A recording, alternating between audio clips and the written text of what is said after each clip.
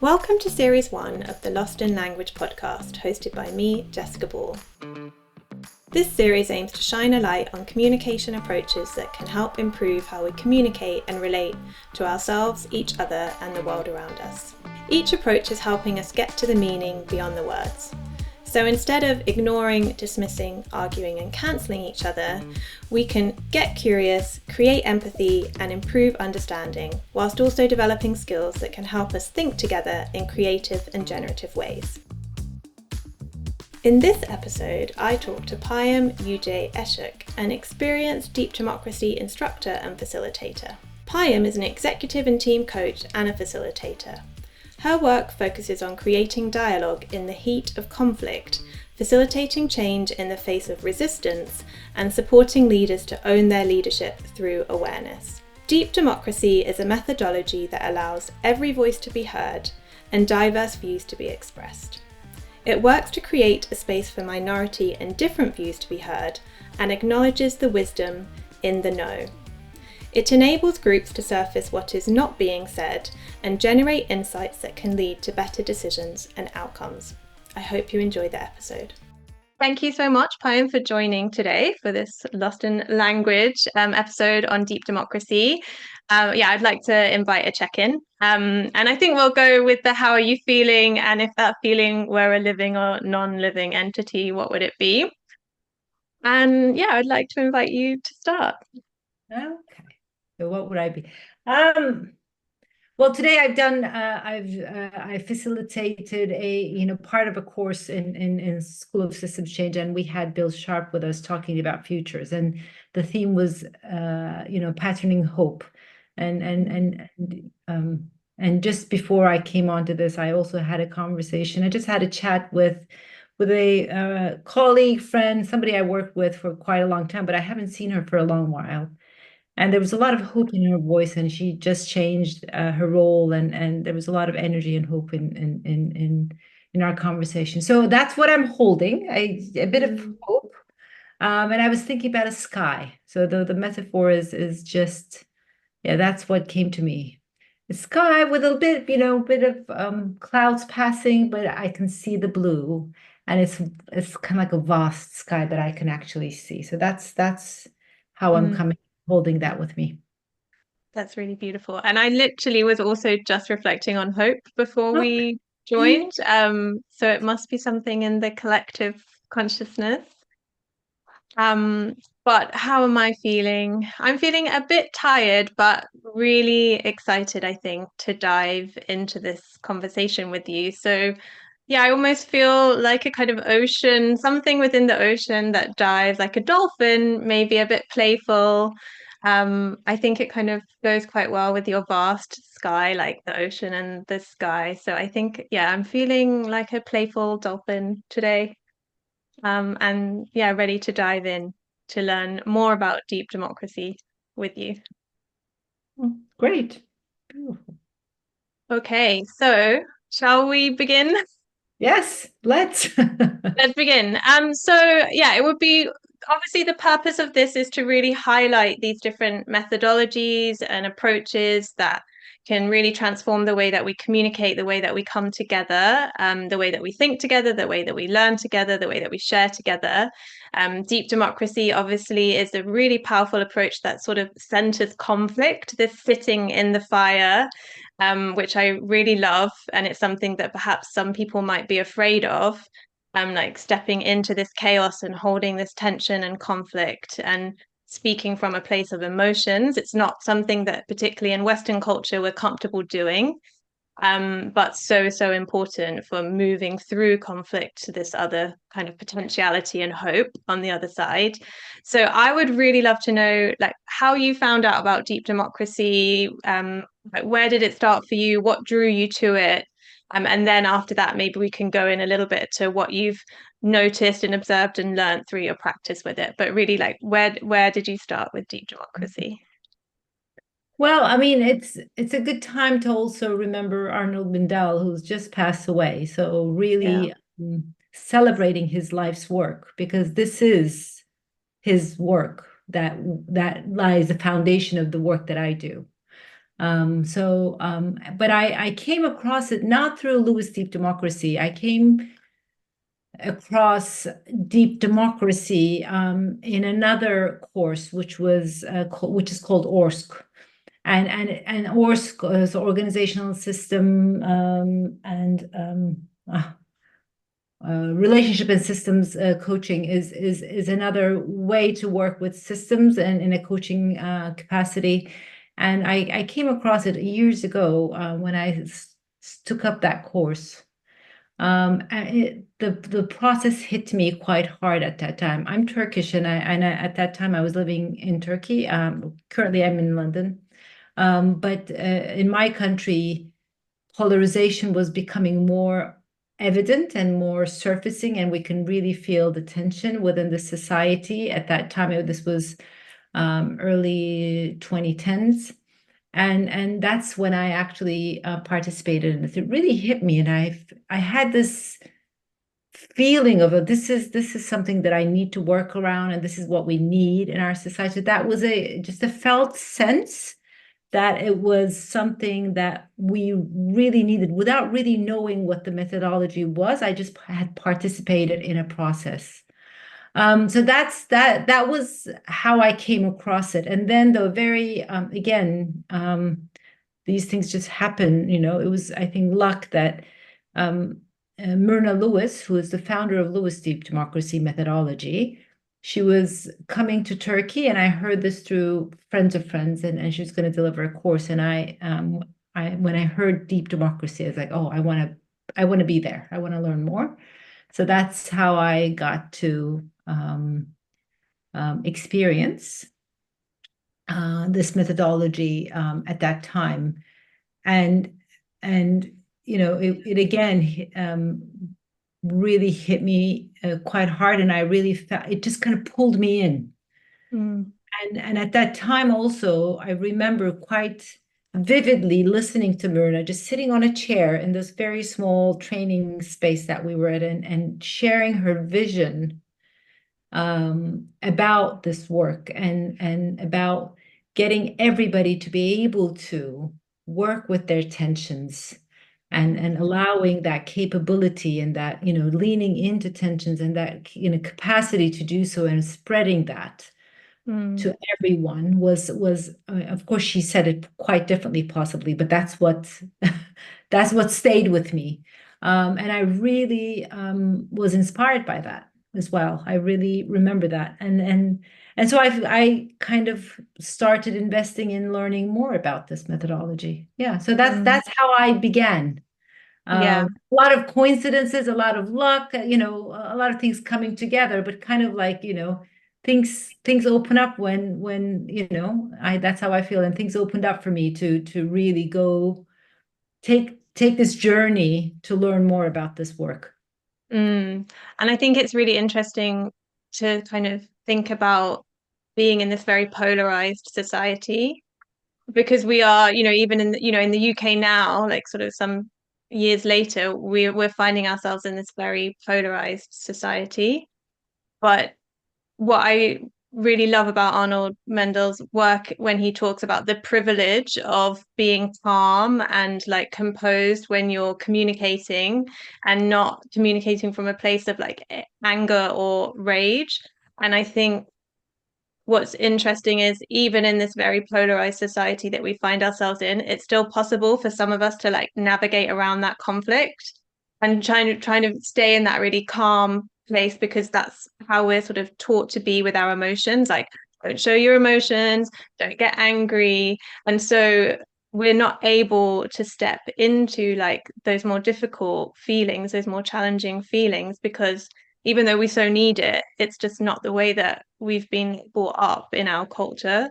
So I wonder, in Turkey, do you think like you were more able, is it slightly different culturally, that you were more able to like step into that and be like, yeah, I can be angry and no one's gonna like shame me or like, reject me? Or what was that first experience of being able to kind of play with your emotions in that way? I mean, I think in my culture, higher forms of emotion, expressing higher forms of emotion is more accepted, I think, or it's just more common, let me say. I'm not going to say accepted, but I'm going to say it's more common. So we are Mediterranean, so we have highs and we have lows, and we kind of experience that. I think now living in a more British culture, I can sense that even more.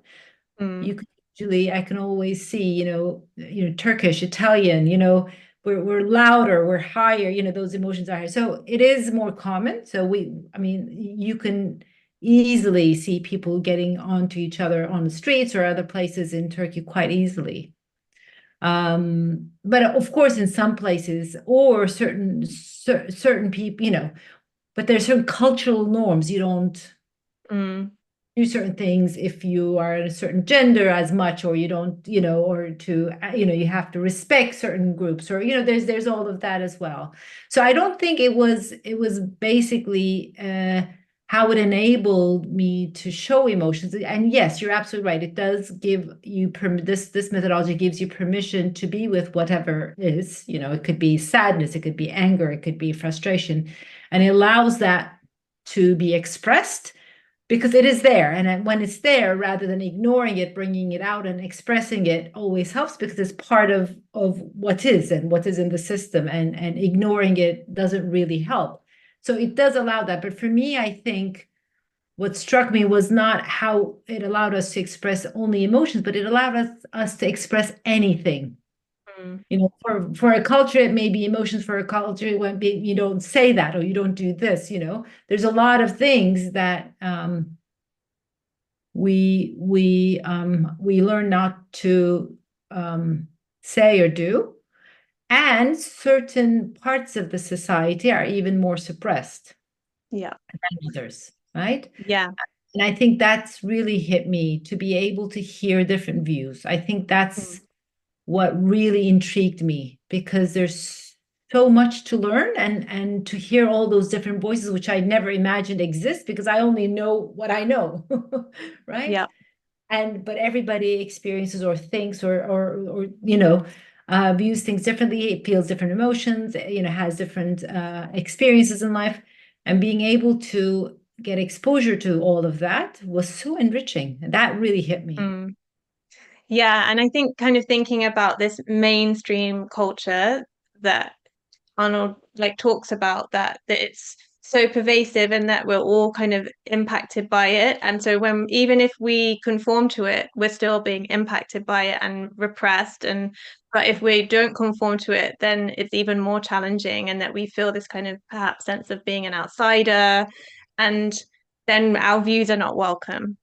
And so, can you say a little bit then about in the process of deep democracy? Because when I did the training with you, obviously, I really loved that element of hearing all the views and then spreading the no. Because I have been in situations before where, yeah, like I've been the scapegoat, the one person that says, no, I don't agree with this, or asks a question that's too difficult, or no one wants to answer, and then everyone, you just kind of get ostracized from the group. But this idea of hearing everything and then also like surfacing that no and spreading it, can you explain a little bit like how that works in the process?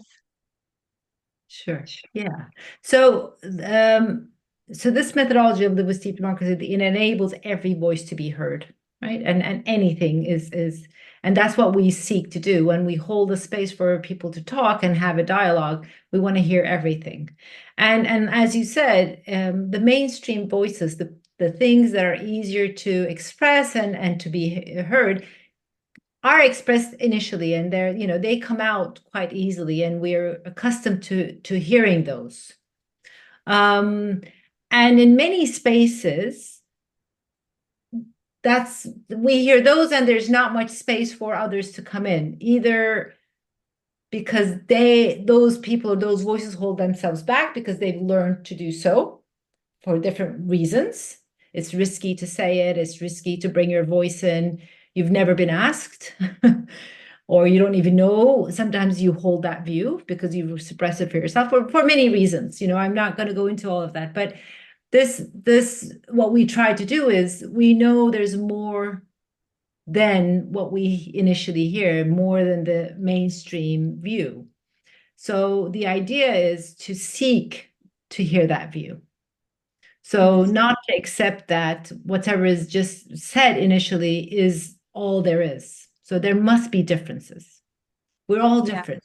There's no way we're going to think or feel alike, right? It's going to be different experiences and different views. So with that understanding, we actually seek different views.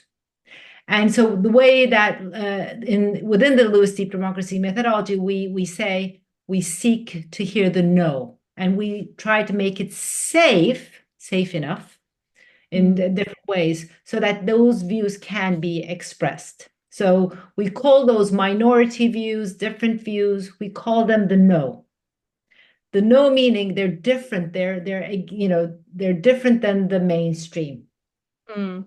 And I remember you just describing Yeah. it also as there being wisdom in the minority, like we're seeking that wisdom from the no, and this process allowing us to uncover and identify those polarities that a group might be working between. And Yes. that's what I thought was really powerful in your facilitation is it's being able to hear and see and notice that and reflect it back to the group because I think you saw it before the group saw it. And is that something that it just comes with practice, or is there? I know that Arnold Mindell talks about like double signals. So is there like how is it when you're working with a group and you're hearing all the views that you start to see these different polarities like emerge? So the one thing that I've learned from Myrna is always tuning into the no, because that has, with, as you said, the no voice, the no view has the wisdom. And Myrna would actually share this, and I think I've shared it in the training as well. She would find these very interesting ways so that these concepts stick with us, and she would call it the la la lee. So you would actually, do you remember it? I'm not No, sure I if I don't remember the la la like, la. so she would say that, the mainstream views, the things that they get said again and again have the same tones, like la la la la la la, Mm, and then there would be like this, lee, which is kind of like an off tone to the conversation. And that's where we actually get drawn to. It's like, oh, what is that, Lee? Because that holds wisdom. Because the other ones are just kind of things that we say again and again, the voices and that we hear all the time, but that Lee, which is different, mm, holds something quite unique. And what is that? And that might be our gateway to learn more and grow. So we mm. tune into the Lee. So one thing, and this is all learnable, and I learned I've never known anything like this before. We learn as we do it more and become more intentional around noticing it. So really tuning into that no voice, the Lee, the different view. And when that comes up, really spreading that and making that available for everybody else to just say, oh, I might actually agree with that just a little bit. And so Mm. that it's not just one person holding that, because it may be difficult, as you said, to hold that different view. How do we spread it so that other people come on and say, yeah, I also agree with it with a little bit. So we let that happen, and we do hear eventually, when you allow for different views to come out, and differences and polarities just emerge. Mm. And yes, I think I may have caught it before some of you, but I think as you start, tuning into these kinds of things, everybody learns, and we recognize it. And if you miss it the first time, it will come back again in a different format. So it really doesn't. It's not about picking it up earlier than anybody else. It will come up as long as you tune into it. You'll hear it. Yeah. Eventually, maybe I'll hear 10 minutes before you, and you'll hear 2 days later than I do, but that doesn't matter. You will see that these differences come out and emerge. Mm. And you mentioned safety as being like an important element of the process and maybe something that the group needs to agree on, like what does safety mean? And that's obviously something that our group raised very early on. And I think first person that surfaces the no is that there's always someone in a group who's willing to take that risk, isn't there? Like eventually like someone, but it takes real courage, and I think it really highlights the ever-present power dynamics within all our relationships and what holds us back from using our voices. and to say something different to the mainstream. And I guess, yeah, can you say a little bit about how they talk about rank in sort of this approach, that rank is always present and that we have to have an awareness of like how we hold power, even when we think that we're marginalized, that we still have some sense of power, and like how to really name that within the process. Because I think it did show itself in our group as well when we were doing the training, where some people were like, oh, so they identified that some people had spoken more than others. But then there was this pushback from some people saying, well, it's taken me years to get to this point to be able to speak freely in a group. So I think it's really interesting how does power like surface and evolve in this process? Like, how do we work with power in this process of deep democracy? Yeah, I mean, this power topic is such a vast topic, so I can't say that I've grasped it all, and I know, and I it's I'm a work in progress in myself, and in terms of how I notice my power, and how I also use my power in the most effect, in a way that would actually support others as well. So I can't say that I've got this, I'm still experimenting with it and still noticing and learning through interacting with others, right? So, but yes.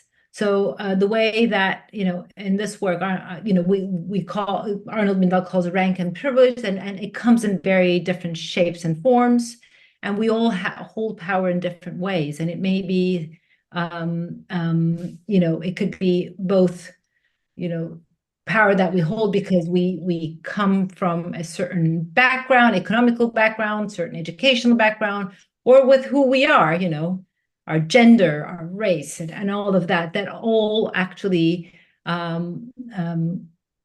defines what kind of power dynamics we're in. But also there's psychological power of experience that we bring in, so there's so many facets of it, and it's so dynamic, and it plays out in any relationship. What's Yeah. important is to be quite aware of it, quite aware of our power, because it's when we don't see our power, and we don't assume it, and we sometimes say, no, I don't hold that power. That's when it gets all messed up in the system, and mess it up as well. So as a facilitator, it's very important that we recognize our power, but also we are attuned to the power dynamics that play out within the system as well, quite in a neutral way, but noticing it, and noticing how that plays out in the dynamic as well. Yes, because when there's power differences and power dynamics, it also feeds itself into tensions and differences and conflict as well. And that's making me think of two quite powerful like metaphors that you use in deep democracy. First being the iceberg, so like about surfacing and naming and bringing what's in the unconscious to the conscious. So that's something that we have to do with power, amongst other things in the process. But also this resistance line, which really, like you said, things hit you. That really hit me, because when you explain the resistance line, I was like, yeah, I've experienced that. So can you say a little bit about those two things, and how we use them within the process of deep democracy, or how they show up? Yeah, so the way we use the iceberg metaphor in this methodologies, we talk about group dynamics, and we assume that the group has a conscious and an unconscious, or some things that the group is aware of, and things that the group isn't fully aware of. So, and that's as in any iceberg model, the conscious is on top of the water line, and the unconscious at the bottom of the water line. And the way we categorize the conscious and the unconscious of the group, when the group is quite aware of, when everybody in the group is aware of something, that's in the conscious. And even a subset of a group, if they're not aware of something, that whatever that is, that would be particularly in the unconscious of the system.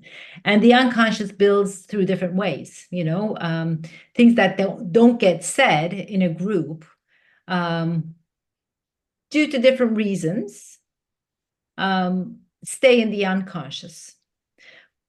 Why we pay attention to that is that because they're not expressed and it's not said openly, it doesn't mean that they go away. They stay and they impact the group dynamics.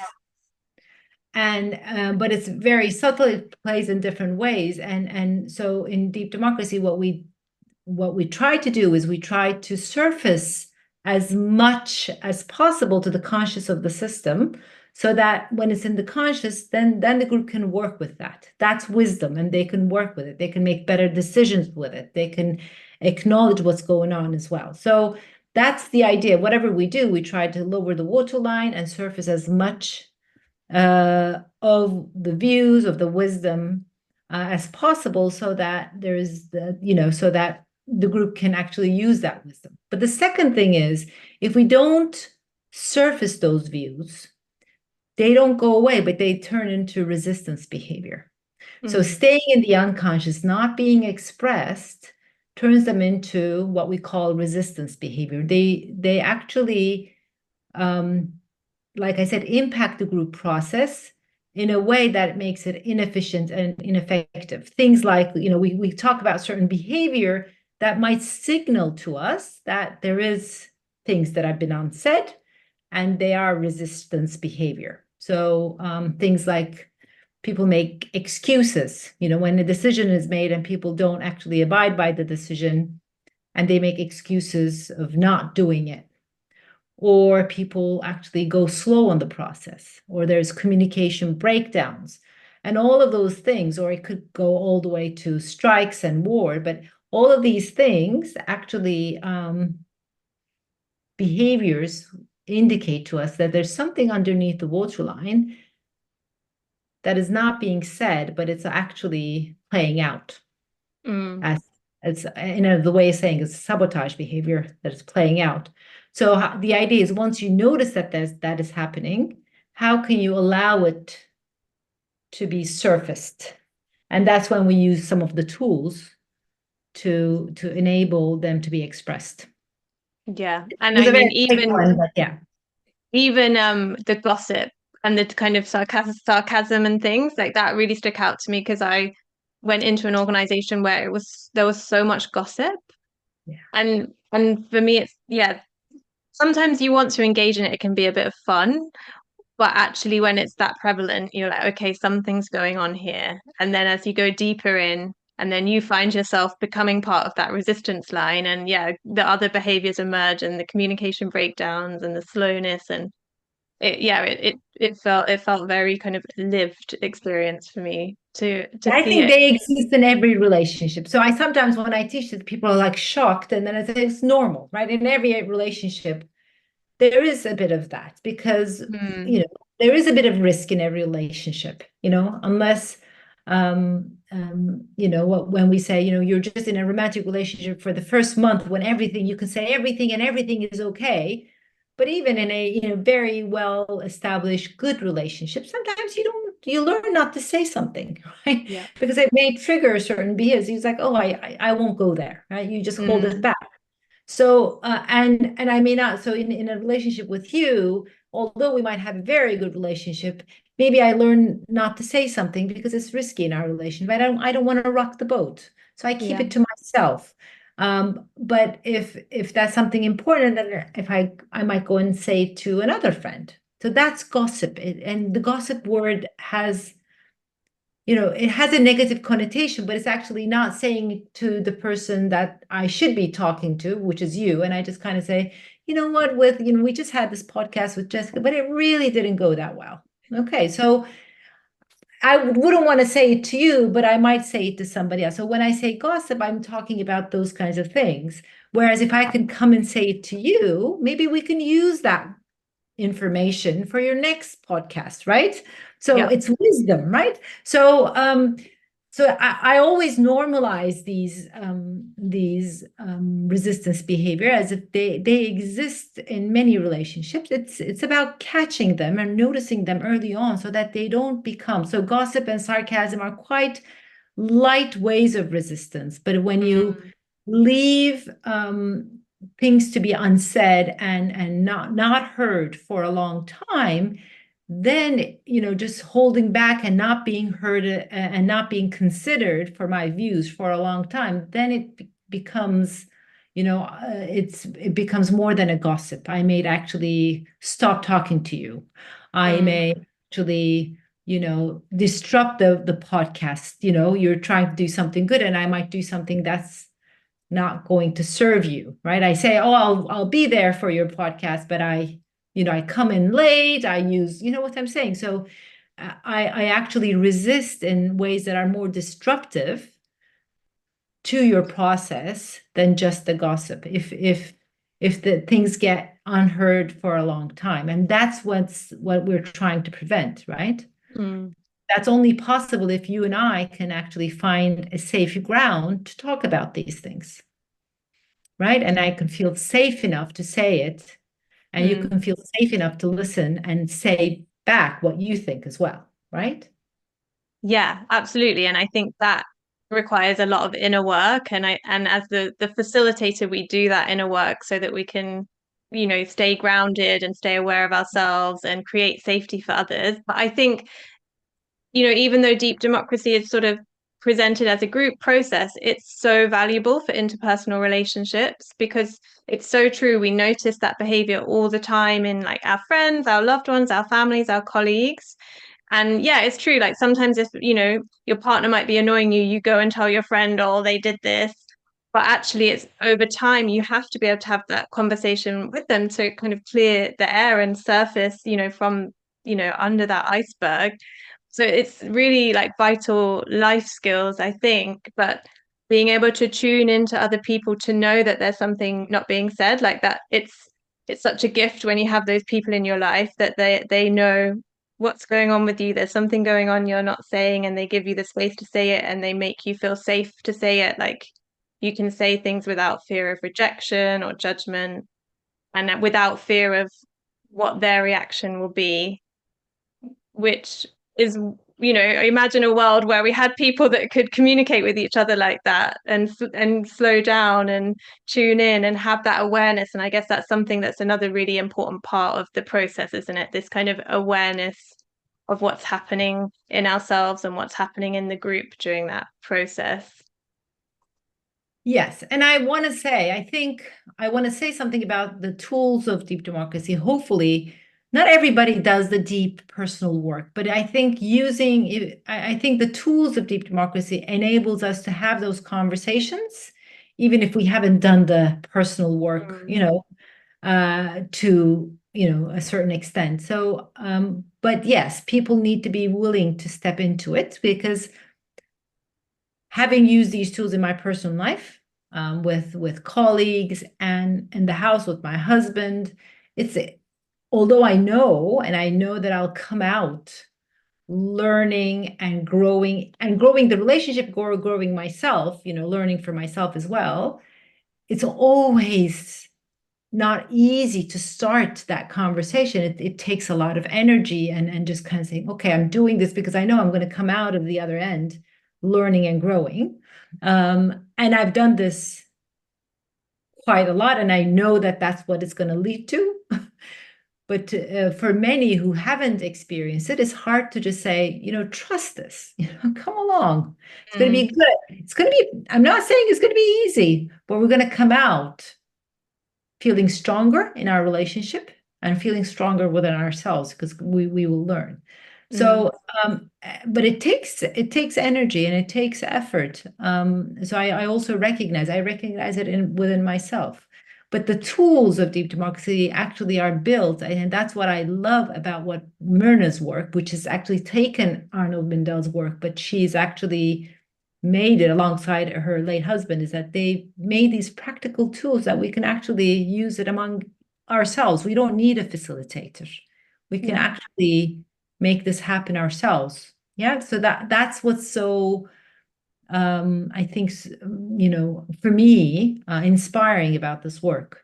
And so talking about those tools and how you use them, can you explain a little bit about the argument and the debate process and kind of the throwing all the arrows and hearing all the views from both sides and how that works out, like either one-to-one or in groups?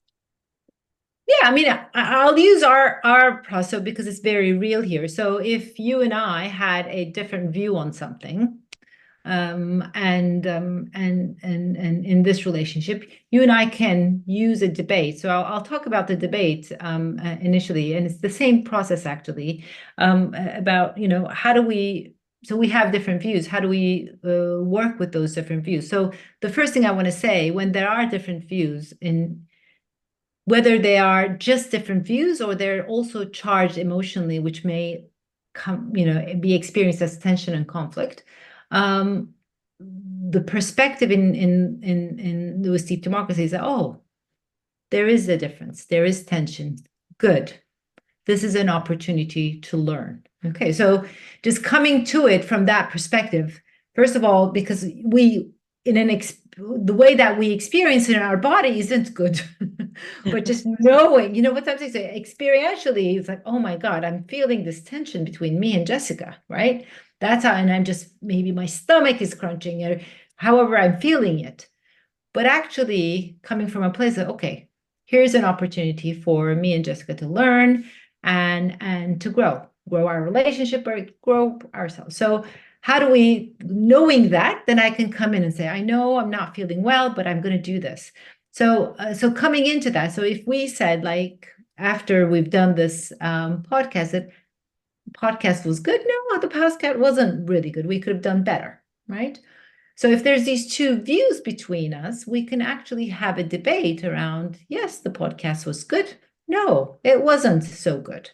So if that's the two views, we can use this tool. So I'm just making it very simple so that people can see it, because I think the value of this is if we can use it in simple things and things that are not really charged with emotions, if we can bring it in, then we might resolve some of these differences early on before they become charged and they turn into conflict. So leaning into them at a time when still they feel less of a hard work is a good thing. So if we did this with you, the way we would do it is we'd both take the view. So we'll, rather than, I might hold the view that, oh, it's been great, this podcast has been great, and you might hold, no, this is not what I envisioned it to be, let's say. But we actually separate ourselves from the views and just say, oh, there's one view here and another view here. So the way we use the debate is we both step into one view first. Let's say the podcast wasn't so great, and we actually advocate for that view together. And once we've exhausted all of that, we come to the second view and we advocate for the second view, which is, no, it was great, actually.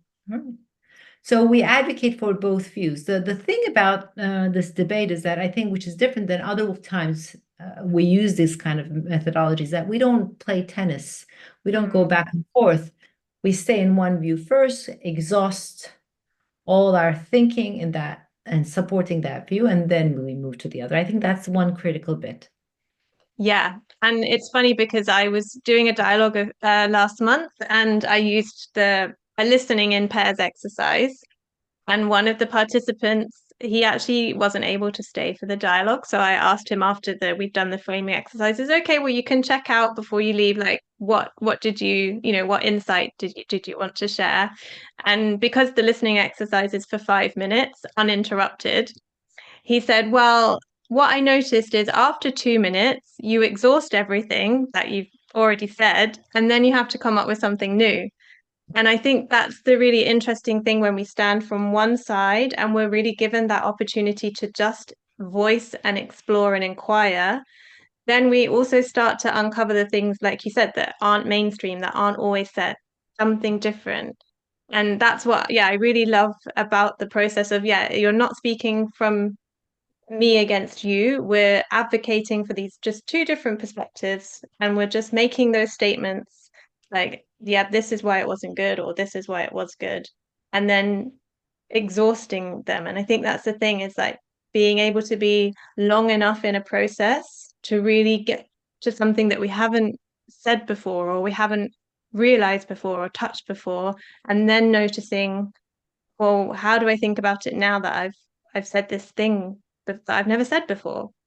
And I guess that sort of leads into the next part of the process, which is really then coming back together and trying to uncover those insights, Yeah. which sort of speaks more to, yeah, I guess a dialogue process then, that we're in circle and what did we notice and what new thinking has emerged. Yeah, exactly. Yeah. When I'm sorry, I kind of got caught up into some of the things that you said, but I'll just hold that for now. And yes, so the second step after we've exhausted both views and just kind of really advocated for both views, having said everything, we say, okay, what stood out for us? What really hit us from either side? What was said that really kind of resonated, or was like, we had that moment of saying, this was very important, or oh, this really, had an impact on me, or, what stood out, what hit us, and we noticed those.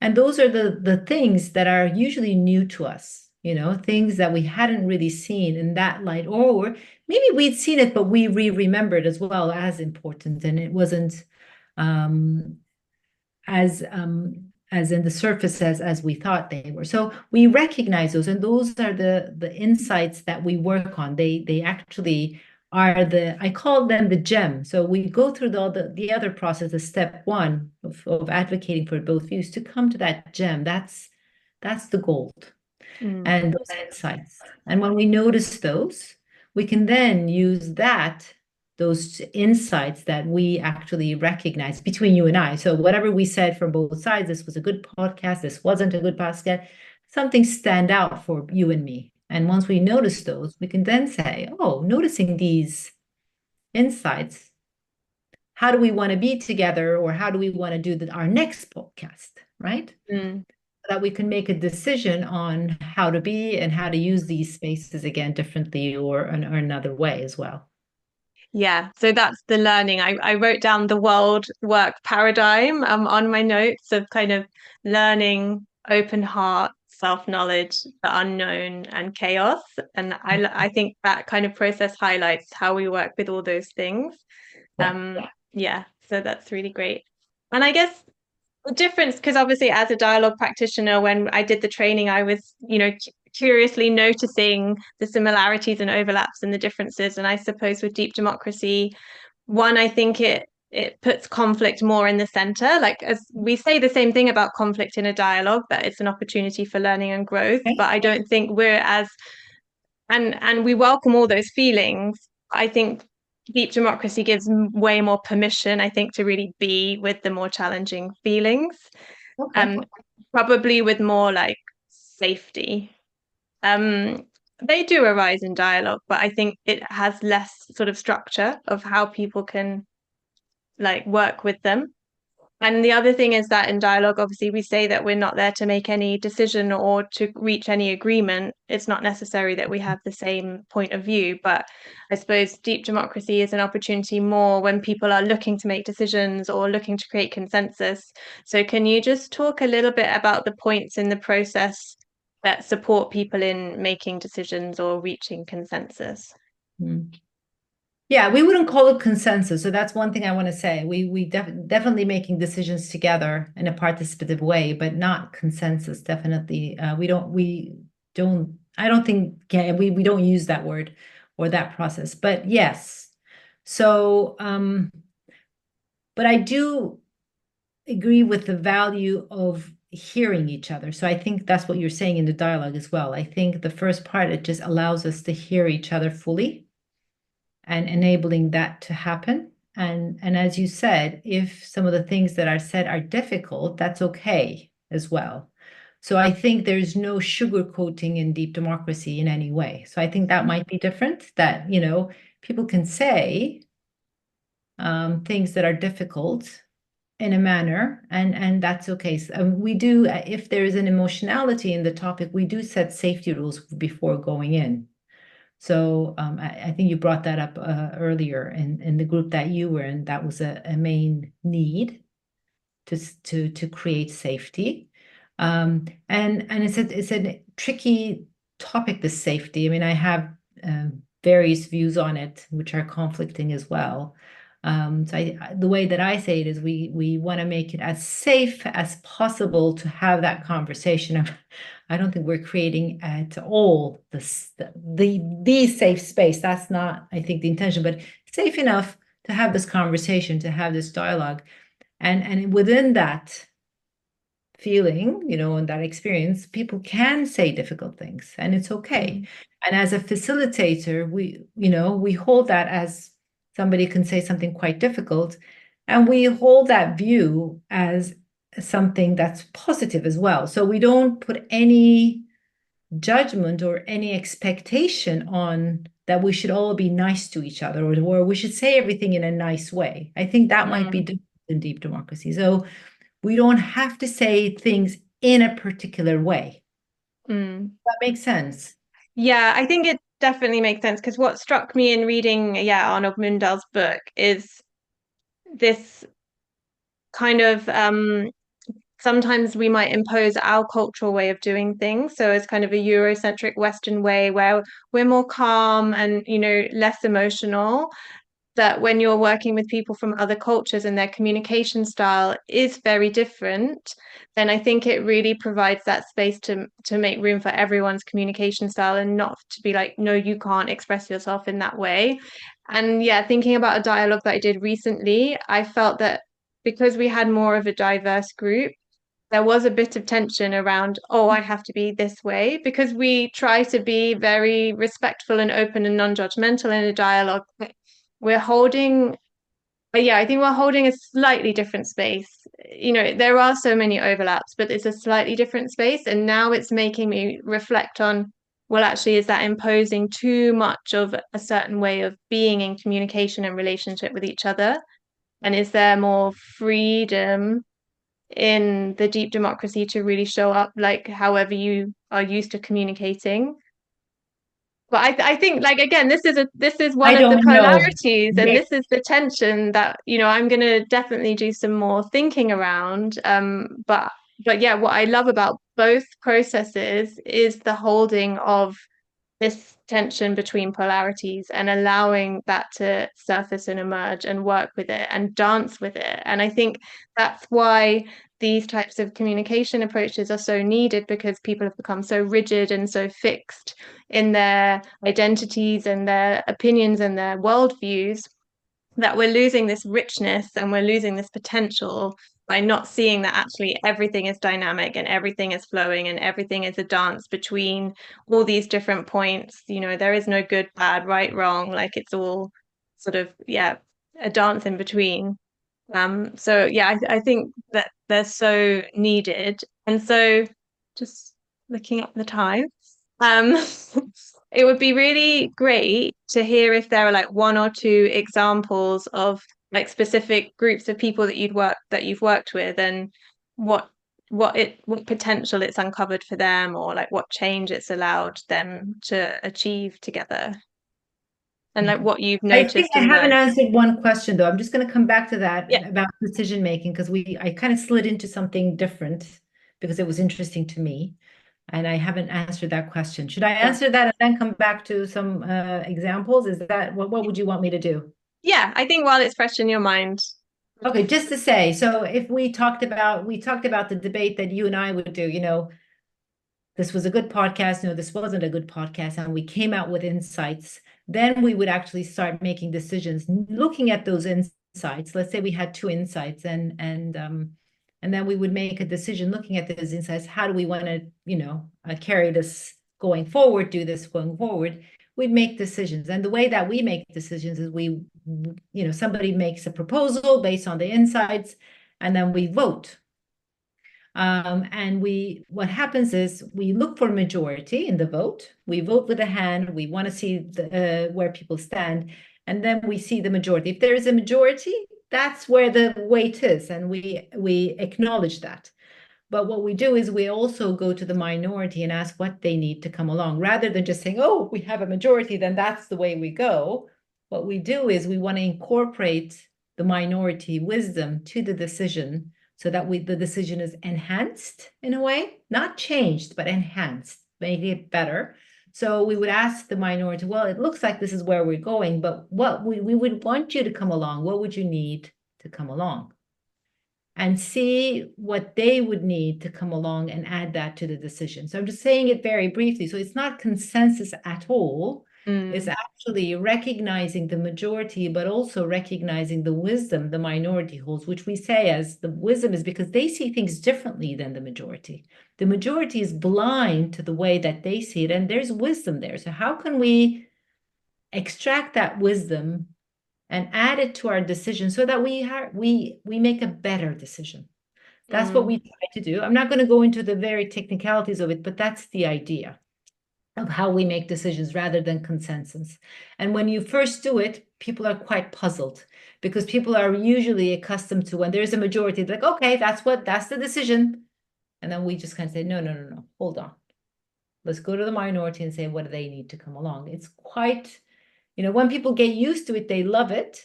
But in the first instance, it's not a usual process. Not usually in the sense that that's not how we experience decision making usually. So that's the decision making bit. Mm. Coming back to the second question you asked about any experiences working with groups and specifically around what impact it had or what was it? Yeah. Yeah. Yeah, like with the different, well, if you could say a little bit about how you work with this method, like who do you work with, in what context, and what change or like impact does it bring about? So if people were interested in working with deep democracy, why would they?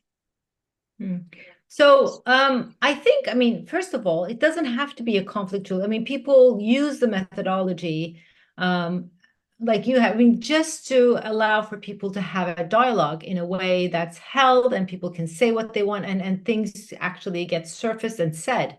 So people use this methodology and they don't always have to use a debate and there's not always conflict, but there are different tools to allow for people to say what they want to say and for everybody to hear each other as well. So in that sense, maybe it's more similar to some other methodologies as well. I think, as you say, the conflict that separates it and adds to it, and that's why it's so intriguing. But I think, you go into any team, any community group, any organization, and there's a group of people from, 3 people to 50, 100, you can hold a dialogue using this process. And many times that's what people do. So that's one way of doing it. Or you could be a leader in a meeting. You could be holding just a 1 hour meeting and you can use this in your meetings alongside all the other tools and other processes that you're using. You can incorporate it. So I just want to say that it's also a great leadership tool to allow participation. So that's one bit, but also people come sometimes with, as you said, and I think that's the space that you work in as well, when people have issues, in the relationship, when there's tension. So a team might come and say, hey, there's tension.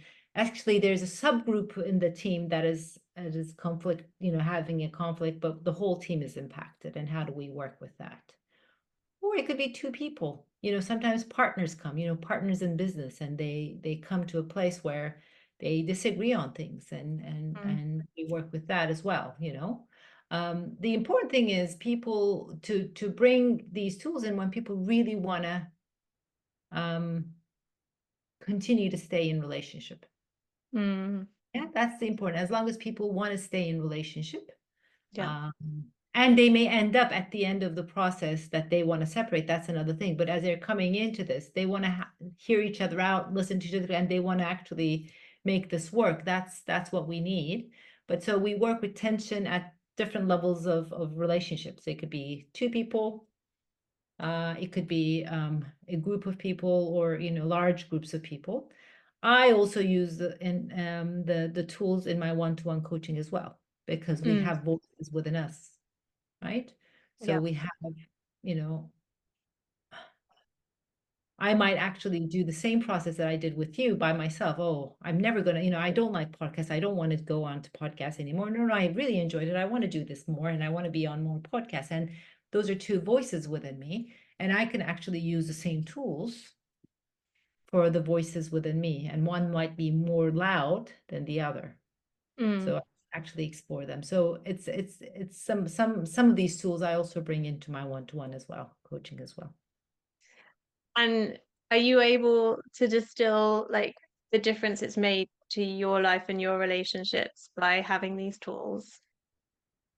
Yeah, I always say, I say this to Myrna as well. I mean, I am a professional coach as well, and I've done a lot of coaching courses, and I still do, and to stay in this profession, I need to develop myself like all my uh, colleagues and people in the same profession. We just go to trainings to enhance our capability and to stay to sharpen our saw, right? But I think of all those courses, I think Deep Democracy has a unique part in my capability to listen. Mm, I think that's what you said at the beginning. How do you hear the polarity before anybody else? So I think I've learned to really listen to what is really being said, yeah. to really listen beyond the words. And a lot of the coaching modalities do teach this as well. But I think Deep Democracy, using this methodology, has deepened it for me. So that's one thing which has a massive impact on how I do my role as in my profession, but also how I am in my relationship. So that's one That's thing. one thing. And I'm more intentional in my relationships. Yes. I Mm, can't say that I'm great. I mean, I definitely, when people say that I still have, face and experience conflicts in my very close relationships and, in work colleagues as well, and in my family as well, definitely. But I think and it's not always easy to lean into it, especially with family. It's really difficult sometimes. But I think it has really shaped how I stay in relationship with people. mm.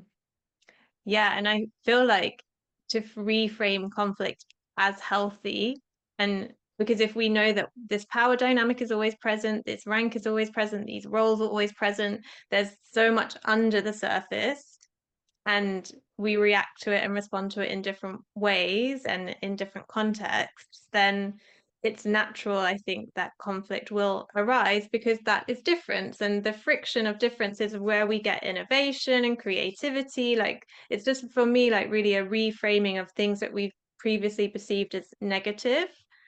And maybe that's part of the wider kind of system of oppression, like making people feel that there's something wrong with them when they feel these different emotions, like pathologizing people for kind of not being well in like a very oppressive society. So really saying, well, actually, if you have conflict, but you're able to manage it in a healthy way and come through it and learn from it and grow from it and yeah, become stronger and deeper and more expansive in who you are as a person and what you can hold, then that can only be a good thing. But I think we're so afraid of conflict. Um, so I guess sort of to start wrapping up the conversation. Well, one, I would like to invite you just to say if there's anything else you'd like to share about the methodology that you think is important. Um, and then I would like you to kind of maybe speak a little bit to like why you think this is important in the world right now. Like, what difference would it make if more people were able to experience this methodology and work with these tools? Like, what would your vision be for sort of change? Yeah. Yeah, I think that's the bit of I was thinking about conflict as maybe because we were going to have this conversation today, but also I am holding an active inquiry into it and how do we build the capacity of conflict literacy in Mm, our lives and I mean the need is obvious, right? I mean there's these wars all popping up in different and tensions popping up in different parts of the world and in smaller societies as well. We were just I was receiving WhatsApp messages from Turkish friends that certain parts of certain cities have just kind of gone crazy in Turkey today due to some a social issue. So I mean mm, we do find ourselves in those spaces quite easily, and it just kind of sparks up. And I think awareness into these things is very important. And I'm not the one who will deal with countrywide or worldwide conflicts. That's not where I see myself. But if we can actually start as individuals, try to work through our differences and stay with our differences and find ways to acknowledge it, not to say that we're going to be same, but acknowledge that these are different, and be with each other and stay in relationship with all those, learn how to do that, and to grow through our differences, however difficult it is. If we can just kind of build those muscles, that's a good, that might actually spiral into less bigger tensions as well, I think. So that's where my vision is. How do we get people like yourself, like myself, like my daughter, like, the younger generation to do a better job at working with conflict, working with tension, being okay with difference. Mm. And how do we do that? And not ignoring it, not softening it, but just being with it and acknowledging it and working with it, and building muscles so that we can actually, whatever difficult, it becomes easier as we do it, and as we trust that everybody can lean into it. So yeah, how do we build that? So that's the hope that I'm holding, that we might actually practice a little bit, not maybe in my lifetime, but we can actually get going. Yeah. So Yeah.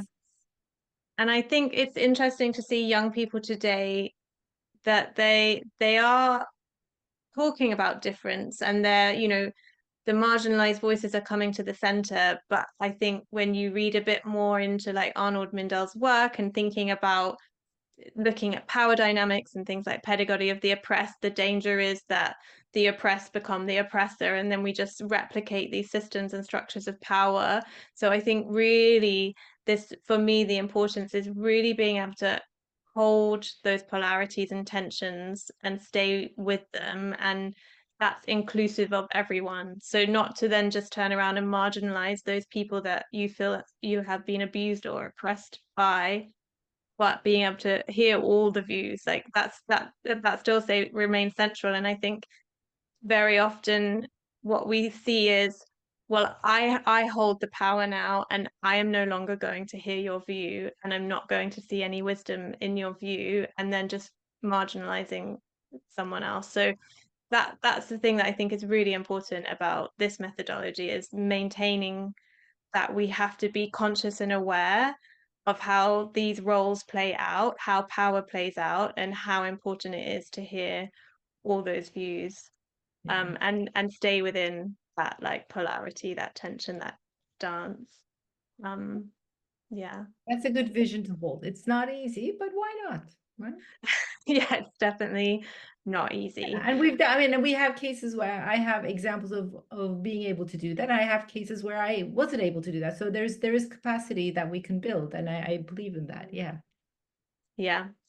And I guess one final thing on that is what is needed then. I mean, we talked a little bit before actually about how do we convince people to slow down and give the time needed to these processes, because they're not a quick fix. You do need to be in process for longer than you might want to, or you might think is necessary. So how do you go about having those conversations with people that you work with, and giving the adequate time and space for the process to have an impact? Yeah, and you're absolutely right. I mean, I think like many other good things in life, we don't feel like we have the time, right? Because we barely manage what's in front of us. And so, deep democracy is not alone in that. There's other amazing things that as human beings, as I can bring in, and I just don't have the time sometimes, and you're absolutely right. These processes also are put aside quite a lot, because we don't have time, because it does take time. Yeah, and it does. It's not a quick fix, definitely. When you want to work with, let's say, tension in a relationship, it's just not going to happen in 5 minutes. So yeah, I think just the intention and understanding that this is what it takes, and noticing what we're missing out on, and so a lot of education goes into this, I believe, educating ourselves, and also one or two good examples, good experiences goes a long way. So if we can get people to experience it once in a positive way that it works out, it always actually just, they will become allies. So yeah, sometimes I bring it up and people ignore it, and then I come back to it, and sometimes it needs to cycle a few times, the issue, before people say, yeah, let's look into this now, right? So being patient, allowing for people to be ready is also important. So I think part of me, I'm also learning to be more compassionate to not being ready to go into it all the time, because I don't feel like I have the energy to go into something difficult all the time either, right? But not postponing it forever. So yeah, just bringing it up again and again, and finding the right time for everybody. Yeah, creating the conditions, the time, the space, trusting the process, Yeah. patience. Yeah. And sometimes it doesn't get, sometimes when I had relationships in my life, it took a couple of years for me to really sit down with these people that I had tension with, to partially resolve, not even fully, but partially really sit with the difficulty. Yeah. Yeah. But I think sometimes because we live in such an instantaneous, like fast-paced world, we've lost sight of how long some things really do take, like the creative process or work that you want to do that you're like, oh, this feels slow and I'm not making any progress. And I'm questioning that now. And I'm like, oh, well, maybe it's not. Maybe I just live in this unnaturally fast-paced, instantaneous culture. And the rhythms and slowness that we can lean into are just part of more of a natural life. And I really liked that Arnold Mindell said that like groups should come together in this process at least like 4 times a year with the seasons, because he talks quite a lot about nature and kind of being like water and being like the wind, and learning and trusting nature. And I really love that aspect of it, because obviously that really touches on my work with like regenerative thinking. But it's a different rhythm and a different pace to maybe again the mainstream. So it's kind of being able to really look at that mainstream and see what impact it's having on our lives, and seeing that there's these alternative ways of being in relationship with intention, and committing to that and giving that the time and space that it really requires to create real change and impact. But again, that's another polarity to work with. There was kind of this fast and slow. Yeah, I like your point of view, saying that, yeah, the normal is quite fast now, right? I mean, especially in the Western world, it's like everything is quick, everything, we want everything to be quick. And maybe questioning that is this the only way, right? And Yeah. maybe it's not slow. Yeah, absolutely. I love that perspective. Yeah. Mm. So maybe we can just take a small pause and reflect on everything that we've said, and whether there's anything left unsaid, any really like important nuggets of deep democracy that we still could share, or anything else. No, I mean, I'm looking forward to listening to the others as well, because you're bringing in and it would be maybe lovely to integrate and see what the difference is, how these things actually support each other as well. So I'm also very curious about that. I use deep democracy quite a lot. It's not the only thing that I use, but it's one of my one of the things that I fall back on quite a lot. There are other lovely and beautiful ways to get people to stay in dialogue, to listen, to work with relationship issues and all of that. And it would be lovely to learn from you and others in that sense, and in that collaboration of how they support each other as well. Yeah, and I think that's it, through these conversations really surfacing what are the similarities and differences and the intentions and the desired outcomes. And it's like you said, it's this different type of listening to one another, to understand, to create connection, empathy, to celebrate difference, to be courageous with conflict.